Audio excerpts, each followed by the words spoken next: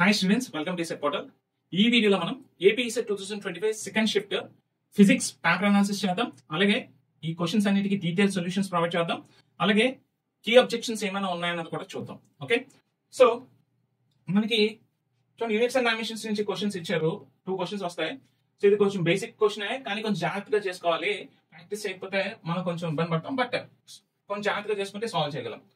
So ఇది మాత్రం straight question ఇచ్చాడు. ml(t⁻⁻1) is the dimension formula for అని మనం ఆల్రెడీ మన యూట్యూబ్ షార్ట్స్ లో కూడా చెప్పాను ఇది. అలాగే ఫిజిక్స్ మ్యాథాన్ వీడియోస్ అప్లోడ్ చేశాను కదా, అందులో కూడా ఇది కవర్ అయింది. Okay, basic question, easy question answer చేసేయచ్చు డైరెక్ట్ గా. ఓకే, సో 4 ఆప్షన్ లో దేని డైమెన్షన్ ఫార్ములా అని కూడా ఆ అప్రోచ్ కూడా మనం వెళ్ళొచ్చు. ఓకే, సో నెక్స్ట్ ఏంటంటే వెక్టర్స్ నుంచి 2 క్వశ్చన్స్ ఇచ్చారు. సో ఇది కూడా బేసిక్ క్వశ్చన్, నేను ఆల్రెడీ సాల్వ్ చేసి పెట్టిన ఇక్కడ ఆన్సర్స్. మీకు ఈ క్వశ్చన్స్ ఒక ఆన్సర్స్ కావాలి అంటే మన యాప్ లో ఉన్నాయి. ఓకే, మన యాప్ ఒక లింక్ నేను డిస్క్రిప్షన్ లో షేర్ చేస్తున్నాను. ఏపీసెట్ బటన్ ప్రెస్ చేయండి. తర్వాత మనకి ఏంటంటే ఈసెట్ 2025 డీటెయిల్డ్ కీ అని దొరుకుతుంది. అక్కడ నుంచి మీరు ఫ్రీగానే మ్యాథ్స్, ఫిజిక్స్, కెమిస్ట్రీ ఈ మొత్తం 3 కీస్ సెకండ్ షిఫ్ట్ వి మీరు ఫ్రీగానే డౌన్లోడ్ చేసుకోవచ్చు. సో నెక్స్ట్ చూడండి, కొన్ని 4 వెక్టర్స్ ఇచ్చారు. వీటిలో ప్యారలల్ వెక్టర్స్ ఏంటని అడుగుతున్నారు. ఇది అయితే సాల్వ్ చేయొచ్చు. ఇది బేసిక్ క్వశ్చన్. నెక్స్ట్ క్వశ్చన్ ఏంటి అంటే మనకి కైనమాటిక్స్ నుంచి పొజిషన్ ఆఫ్ ఎ పార్టికల్ అని చెప్పి ఒక ఈక్వేషన్ ఇచ్చారు. Okay, position of this particle when it reaches maximum speed along that direction అని అడుగుతున్నారు. సో ఇచ్చిన ఈక్వేషన్ ని డిఫరెన్షియేట్ చేస్తే వెలాసిటీ వస్తుంది.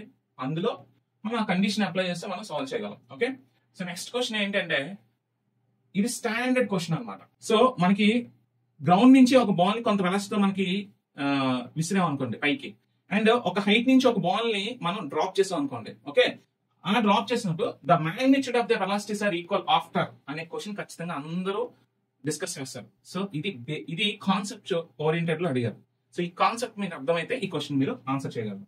నార్మల్ గా అయితే మోడరేట్ టఫ్ క్వశ్చన్ అన్నమాట. ఓకే, సో కాన్సెప్ట్ అర్థం కావాలి అక్కడ ఆ క్వశ్చన్ సాల్వ్ చేయడానికి.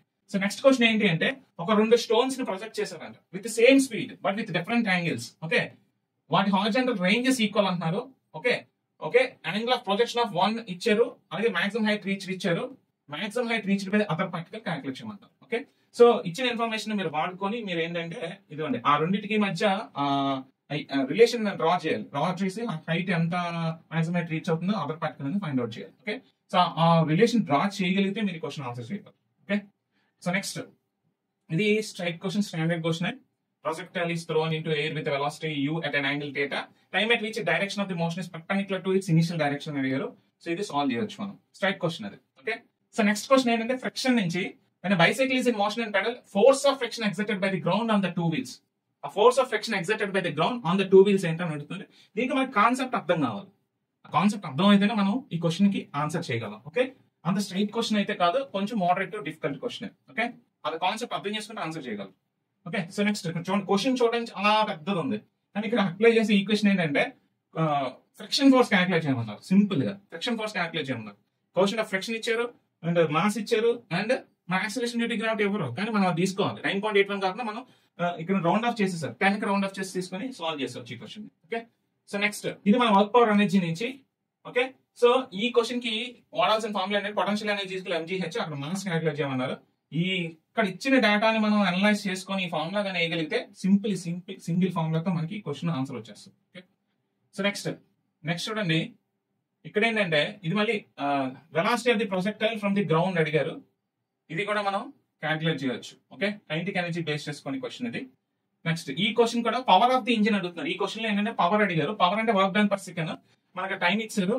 ఇక్కడ ఏంటంటే ఆ వర్క్ డన్ మనం క్యాలిక్యులేట్ చేయాలి. సో ఇక్కడ ఏంటంటే దానికి మనం చేంజ్ ఇన్ కైనెటిక్ ఎనర్జీ మనం ఇక్కడ క్యాలిక్యులేట్ చేసుకున్నట్లయితే ఈ కైండ్ ఆఫ్ మోడల్ లో మనం రెగ్యులర్ గా చూస్తున్న model change in kinetic energy. అంటే ఇది ప్రీవియస్ లాస్ట్ 10 years లో అడిగిన మోడల్ బేస్ చేసుకునే ఉన్నది. ఇది చేంజ్ ఇన్ కైనెటిక్ ఎనర్జీ కానీ మేము క్యాలిక్యులేట్ చేయగలిగితే ఇంక క్వశ్చన్ ఈజీగా 2 steps లో కంప్లీట్ అయిపోతుంది. మీకు కొంచెం ఎలాబరేటెడ్ గా మేము చేసి చూపించాం కానీ, బట్ మీరు సింపుల్ గా 2 steps లో చేసేవచ్చు ఈ క్వశ్చన్. ఈజీ క్వశ్చన్ అది. ఓకే, నెక్స్ట్ సో ఇక్కడ చూడండి, 2 identical wires have fundamental frequency ఇచ్చారు. అంటే when kept under the same tension, if the tension of one of the wire is increased by 21%, the number of beats produced అని అడుగుతున్నారు.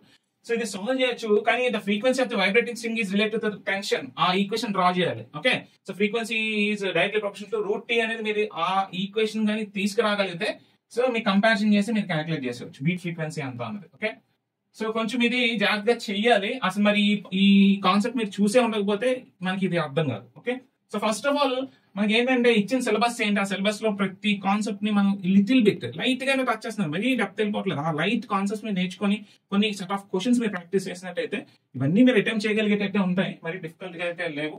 Okay, so చూడండి, body executing SHM has maximum velocity 1 meter per second and maximum acceleration of 4 meter per second. Its amplitude in meters is. ఈ question నేను YouTube shorts లో చేశాను already, last year చేశాను, ఈ year కాదు, లాస్ట్ ఇయరే చేశాను. సో చాలా మంది చూసారు. అది మీరు ఈజీగా యాంప్లిట్యూడ్ ఇన్ మీటర్స్ మనం క్యాలిక్యులేట్ చేయొచ్చు. Okay, so next same question కాకుండా మోడల్ యాంప్లిట్యూడ్ మనం క్యాలిక్యులేట్ చేసాం చూడండి. Okay, next in simple pencil మాకు లెంత్ L1 has ఫ్రీక్వెన్సీ ఇచ్చారు, another simple pencil of length L2 has frequency ఇచ్చారు. Then the time period of the simple pencil మాకు length L1 minus L2 ఎంత అని అడుగుతున్నారు. సో ఇక్కడ ఏంటంటే చిన్న ట్రికీ అప్లై చేశారు. చూడడానికి సింపుల్ గానే ఉంటుంది కానీ కొంచెం ట్రిక్కీ క్వశ్చన్ అనమాట. ఈ క్వశ్చన్ కొంచెం ట్రిక్కీగా ఉంటుంది. సో ఆ రిలేషన్ డ్రా చేయాలి, ఆ రిలేషన్ డ్రా చేసి మనం సాల్వ్ చేస్తేనే ఈ క్వశ్చన్ వస్తుంది. అంత ఈజీగా అయితే టైం కన్స్యూమింగ్ క్వశ్చన్ అనమాట ఇది. సో నెక్స్ట్ చూడండి, so sound, source of sound producing wavelength ఇచ్చారు. Okay, is moving away from the stationary observer with 1/5 speed of the sound. The wavelength of the sound heard by the observer is. So కొంచెం చెయ్యొచ్చు కానీ మీరు ఆ basic form లో గుర్తుండదు. Standard form లో ఉంది, స్టాండర్డ్ ఫార్మ్ లోనే డైరెక్ట్ గా సబ్స్టిట్యూషన్ టైప్ లోనే ఇచ్చేసారు. ఓకే, అంటే మనకి ఎక్కడ డ్రాప్లర్ షిఫ్ట్ ఫార్మ్ లో యూస్ చేయాలన్నమాట. ఆ డ్రాప్లర్ షిఫ్ట్ ఫార్మ్ లో మీకు గుర్తుంటే మిగతా అన్ని మీరు డైరెక్ట్ గా సబ్స్టిట్యూషన్, డైరెక్ట్ గా ఫార్ములా సబ్స్టిట్యూషన్, ఇంక మీకు సపరేట్ గా ఏం కట్టక్కర్లేదు. బట్ డ్రాప్లర్ షిఫ్ట్ ఫార్మ్ లో గుర్తుండాలి ఈ క్వశ్చన్ చేయాలంటే. ఓకే, సో నెక్స్ట్ ఇది సింపుల్ క్వశ్చన్, ఇది రెగ్యులర్ గా చూసే question. To have good sound effect inside a hall మనకి ఏంటి ఏముండాలి, reverberation time has to be optimum అన్నమాట. స్ట్రైట్ క్వశ్చన్ ఇది ఈజీ డైరెక్ట్ క్వశ్చన్ ఇది. ఓకే, సో నెక్స్ట్ థర్మోడైనమిక్స్ నుంచి చూసినట్టయితే, సో థర్మోడైనమిక్స్ నుంచి మనం చాలా క్వశ్చన్స్ చూసాం కానీ ఎవ్రీ ఇయర్ థర్మోడైనమిక్స్ నుంచి కొంచెం ట్రిక్కీగా అడుగుతున్నాడు. స్ట్రైట్ క్వశ్చన్స్ అడగట్లేదు, ట్రిక్కీగా ఉంటాయి. 5 క్వశ్చన్స్ లో ఖచ్చితంగా 2-3 క్వశ్చన్స్ ట్రిక్కీగా ఇచ్చేస్తున్నాడు. ఇది అలాంటిదే ట్రిక్కీ క్వశ్చన్, బట్ మనం చేసేయచ్చు. సో ఇదేం లేదు, దీని అంతటికి ఇలాంటి క్వశ్చన్స్ అన్నిటికీ you need lot of practice. First concept తెలియాలి, ఆ కాన్సెప్ట్ అప్లికేషన్ తెలియాలి, అండ్ ప్రాక్టీస్ ఎక్కువ చేసి ఉండాలి. ఈ సెట్ ఆఫ్ క్వశ్చన్స్ ఎక్కువ ప్రాక్టీస్ చేసి ఉంటే మనకు అలవాటు అవుతుంది. Okay, but it time consuming question కూడా అది. Next during the free expansion of ideal gas which of the following physical quantity remains same. Direct question ఇది కూడా. ఓకే, ఇది స్ట్రైట్ క్వశ్చన్, ఇది కాన్సెప్ట్ తెలిసే చాలు. ఇది కూడా డైరెక్ట్ స్ట్రైట్ క్వశ్చన్ అండి, ఇది అంటే చాలా మందికి తెలుసు. Okay, specific heat constant volume of monoatomic gas is 0.075 calorie per kg Kelvin. Its gram molecular specific heat ఇచ్చారు. Then the mass of one atom of that gas is find out చేయొచ్చు.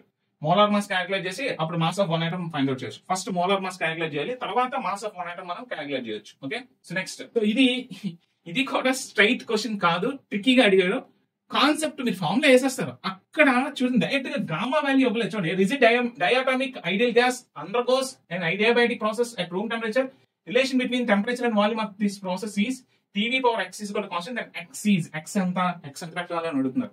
So మనకి ఇక్కడ మామూలుగా TV relation ఏంటంటే మామూలుగా టీకి వీకి relation T into V power gamma minus 1 is constant కదా. ఓకే, మనం ఫస్ట్ గామా వాల్యూ అక్కడ ఏంటి అనేది మనం ఫైండ్ అవుట్ చేయాలి. ఓకే, గామా వాల్యూ మనం ఫైండ్ అవుట్ చేయగలిగితేనే అప్పుడు ఆ ఎక్స్ వాల్యూ అంతా వస్తుంది. సో గామా వాల్యూ మనం ఏంటిది, ఇది డయాటమికా మోనోఅటామికా ఇవి తెలియాలి ఫస్ట్. చూసారా, ట్రిక్కీ అడిగాడు ఇక్కడ. డయాటమికా మోనోఅటామికా నువ్వు తెలియకపోతే గామా వాల్యూ ఎంత తీసుకుంటావు అది. సో ఇక్కడ కొంతమంది చూసుకోవాలి, ఇది ఇక్కడ ఇచ్చాడు డయాటమిక్ అని, ఈ చిన్న పదం మార్చేస్తుంది మొత్తం క్వశ్చన్ ని. ఓకే, అది డయాటమిక్ అన్నాడు. సో డయాటమిక్ అన్నప్పుడు అది మనం క్యాలిక్యులేట్ చేసుకుని అది వేసుకుంటే మనకి ఎక్స్ వాల్యూ వస్తుంది. సో గామా మైనస్ 1 కదా, సో గామా మైనస్ డయాటమిక్ కి సిపి బై సివి వాల్యూ మనకి డిఫరెంట్ గా ఉంటుంది, మోనోఅటామిక్ కి డిఫరెంట్ గా ఉంటుంది. ఆ కాన్సెప్ట్ తెలియాలి, అది తెలియకపోతే ఈ క్వశ్చన్ చేయలేరు. అంతేగాని గామా వాల్యూ 1.4 అని తీసుకొని చేయకూడదు. 1.4 తీసుకున్నారు 0.4 అవుతుంది. స్ట్రైట్ క్వశ్చన్ కాదు, ట్రిక్కీ క్వశ్చన్. కాన్సెప్ట్ తెలిసి ఉండాలి, అసలు diatomic gamma value, monoatomic gamma value ఇవన్నీ తెలిసి ఉండాలి. రైట్, సో నెక్స్ట్ చూడండి, Carnot engine has an efficiency 1/10. Carnot engine base చేసి చాలా క్వశ్చన్స్ నేను యూట్యూబ్ షార్ట్స్ లో చెప్పాను. ఇంత work done on the system ఇచ్చాడు, amount of energy absorb from the reservoir at lowest temperature ఇచ్చాడు. సో ఈ బేస్ క్వశ్చన్స్ ఇదే మోడల్ క్వశ్చన్ నేను చేశాను యూట్యూబ్ లో. ఒకటి కాదు 2-3 చేశాను, షార్ట్స్ లో ఉన్నాయి చూడండి. స్ట్రైట్ క్వశ్చన్ చేసేవచ్చు, ఇంకా సాల్వ్ చేసి ప్రాక్టీస్ చేస్తున్నప్పుడు మనకి డిఫికల్ట్ గా అనిపిస్తుంది. నెక్స్ట్ ఇదిగోండి, 2 photons of energy 2.5 eV and 3.5 eV fall on a metal surface of work function ఇచ్చాడు. The ratio of the maximum velocities of the photoelectrons emitted from the metal surface is. కొంచెం tricky question, straight question ఏం కాదు. కొంచెం మనం అవన్నీ ఇదిగోండి kinetic energy of the emitted electron ఆ formula వేసుకుని అవన్నీ సాల్వ్ చేస్తే గానీ. ఓకే, ఫోటో ఎలక్ట్రిక్ ఈక్వేషన్ వాడాలి దీనికి ఫోటో ఎలక్ట్రిక్ ఈక్వేషన్ వాడి మళ్ళీ kinetic energy of the emitted electron మనం ఫైండ్ అవుట్ చేస్తే అప్పుడు మనకి ఆ రేషియోని మనం క్యాలిక్యులేట్ చేయడానికి అవుతుంది అన్నమాట. Okay, difficult question. So next question చూడండి. At critical angle the angle of refraction is straight question. Critical angle దగ్గర యాంగిల్ ఆఫ్ రిఫ్రాక్షన్ ఎంత? డైరెక్ట్ క్వశ్చన్ ఇది. సో చేయొచ్చు. ఓకే, సో మినిమం ఫిజిక్స్ లో మినిమం మీరు అవుట్ ఆఫ్ 25 కొంచెం practice చేస్తే rough గా 10 to 15 మార్క్స్ స్కోర్ చేయొచ్చు. 10 క్వశ్చన్స్ డిఫికల్ట్ గానే ఉన్నాయి. బట్ ఇక్కడ మీరు ఏంటంటే ప్రాక్టీస్ గాని చేసి ఉండకపోతే me your marks scoring will be limited to 10 marks. So చాలా ఇయర్స్ నుంచి చూస్తున్నాను ఫిజిక్స్ అంటే ఎప్పుడు డిఫికల్ట్ గానే ఫీల్ అవుతారు. దీనికి కారణం ప్రాక్టీస్ చేయకపోవడం, ముందు నుంచి చదవకపోవడం, ప్రాక్టీస్ చేయకపోవడం, కాన్సెప్ట్స్ బేసిక్ కాన్సెప్ట్స్ నేర్చుకొని దాన్ని అప్లై చేయకపోవడం, నెంబర్ ఆఫ్ క్వశ్చన్స్ ని ప్రాక్టీస్ చేయకపోవడం, ఇవన్నీ రీజన్స్ అన్నమాట. ఈ వీడియో ఎవరైతే చూస్తున్నారో ఈసెట్ 2026 ప్రిపేర్ అయ్యే వాళ్ళు ఎవరైనా ఈ వీడియో చూస్తున్నట్టయితే సో చూడండి, ఫస్ట్ క్వశ్చన్ పేపర్ ని అనలైజ్ చేయండి. ఈసెట్ 2025 లో పేపర్ ఎలా ఇచ్చారో మనకి ఇది complete through out the year మనకి ఏంటంటే నేను ఫ్రీగానే పెడతాను, మీరు చూసుకోవచ్చు. సొల్యూషన్స్ చూడండి ఎలా ఇచ్చారు, ట్రికీనెస్ ఎలా ఉంది, టఫ్నెస్ ఎలా ఉంది పేపర్, ఇవన్నీ కూడా మీరు అబ్జర్వ్ చేసినట్టయితే మీకు ఒక క్లారిటీ వస్తుంది. ప్రిపరేషన్ ఎలా చేసుకోవాలనేది ఒక క్లారిటీ వస్తుంది. సో దాన్ని బట్టి మీరు ప్లాన్స్ చేసుకొని మీరు ఈక్వెషన్స్ అన్ని ఎలా ప్లాన్ చేసుకొని ఎలా ప్రిపేర్ అవ్వాలి ఇవన్నీ చూసుకొని మీరు ముందుకు వెళ్ళచ్చు. ఓకే, సో అబ్జెక్షన్స్ అయితే కీలో ఏం లేవు. సెకండ్ షిఫ్ట్ ఫిజిక్స్ లో ఎలాంటి అబ్జెక్షన్స్ అయితే లేవు, కీ అబ్జెక్షన్స్ అయితే లేవు. డీటెయిల్ సొల్యూషన్స్ అయితే మనకి యాప్ లో ప్రొవైడ్ చేస్తాను, అక్కడ చూసుకోండి. ఓకే, ఇది paper analysis. Tricky time consuming questions ఉన్నాయి. సో బట్ 10 to 15 మార్క్స్ మనం స్కోర్ చేయొచ్చు. సో అది ఈసెట్ సెకండ్ షిఫ్ట్ ఫిజిక్స్ ఒక పేపర్ అనాలిసిస్. ఓకే, సో మీకు ఈ అనాలిసిస్ ఎలా అనిపించిందో కామెంట్ చేయండి. నేను చేసే కంటెంట్ మీకు నచ్చినట్టయితే లైక్ ఇవ్వండి, అలాగే మీ ఫ్రెండ్స్ తో షేర్ చేయండి. సబ్స్క్రైబ్ చేయడం మాత్రం మర్చిపోవద్దు. సో నెక్స్ట్ వీడియోలో మనం second shift chemistry paper analysis చేద్దాం, డీటెయిల్ సొల్యూషన్స్ ప్రొవైడ్ చేద్దాం, అబ్జెక్షన్స్ ఏమైనా ఉంటాయి కదా అవి కూడా మనం రైజ్ చేద్దాం. Okay, thank you.